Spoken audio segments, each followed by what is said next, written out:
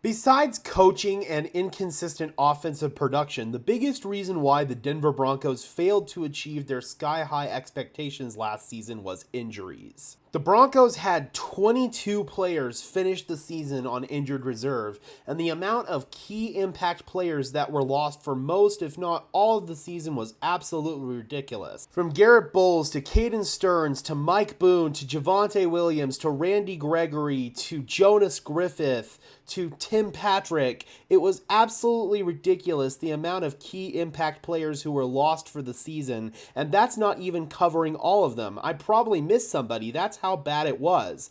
The hope is that this season, now that Lauren Landau and the former strength and conditioning coaching staff is gone, that the Broncos will finally be able to shake off the injury bug, because it's not just been this season. The Broncos for the past several years now, really ever since Landau took over, I'm not saying that correlation equals causation here, but there definitely is a strong correlation. And ever since then, the Broncos' injury count has been up there amongst the highest in the NFL. Out of all the players that I listed that suffered significant injuries and missed most, if not all, of the season, the biggest loss for the team last year was an injury that happened before the season even started, and that was to Tim Patrick. I was out at training camp pretty much every day last season, and before Tim Patrick got hurt, he was developing a really special connection with Russell Wilson. It was really apparent that Patrick was going to be Russell Wilson's number one target heading into the season. Those two were consistently on the same page. They knew where each other was going to be at any given time. The route running from Patrick and the timing with Russ on those routes was crisp and clean, and it was really sucky because Patrick got hurt on a really fluky play where he went up to go catch a 50-50 ball, came down fine, but he then went to make a move on his defender, and ultimately his knee buckled and he tore his ACL. A really rotten way to lose your entire season, and Russell Wilson's production last year greatly suffered because he didn't have Tim Patrick. It wasn't until the last 6 games of the season, when Jerry Jeudy finally started to break out, that Russell Wilson truly had a consistent number one target that he could depend on. Courtland Sutton was inconsistent all throughout last season.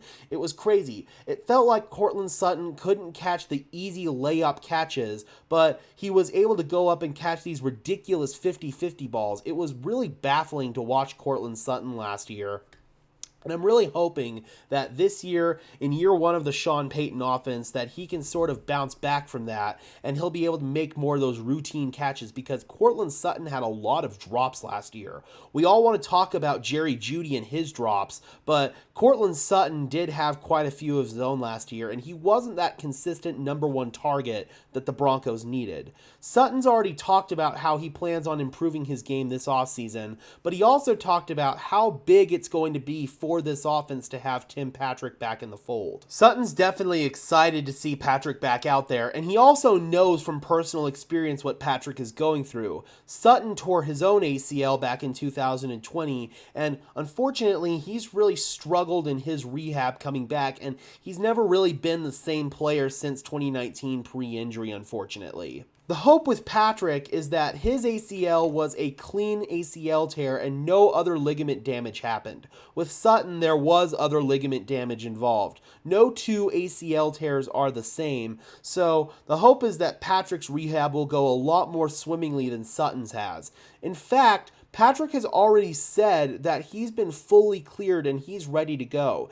He's been out there fully participating in practice, so I don't think at this point there have been any setbacks with Patrick's rehab, and he should be completely full go for week 1, no issues in training camp hopefully, and Patrick will be 100% back in 2023. So where does Tim Patrick fit in this 2023 Denver Broncos offense?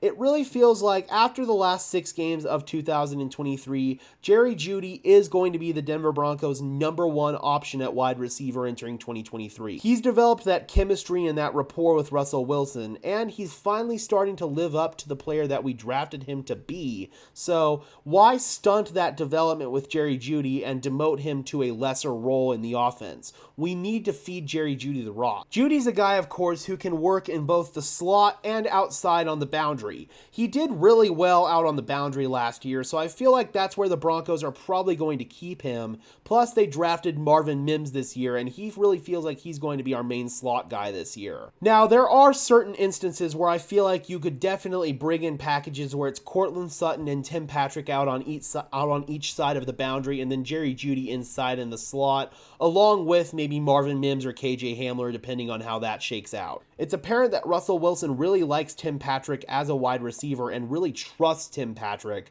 So here's hoping that this year, entering training camp, they'll be able to build back some of that rapport and some of that chemistry that they built last year. I wouldn't be surprised at all if Tim Patrick went over 1,000 yards this year. That could definitely happen, especially if Russell Wilson has a bounce-back season. Catching passes from Drew Lock and Teddy Bridgewater in 2020 and 2021, he accrued over 700 receiving yards in each of those 2 seasons and accrued 6 receiving touchdowns in 2020 and 5 receiving touchdowns in 2021. If Russell Wilson can get back on track with his play, and I feel like having a consistent, dependable option at wide receiver in Tim Patrick will help him do that, then I really feel like Tim Patrick could easily get over that 1,000-yard threshold for the first time in his career.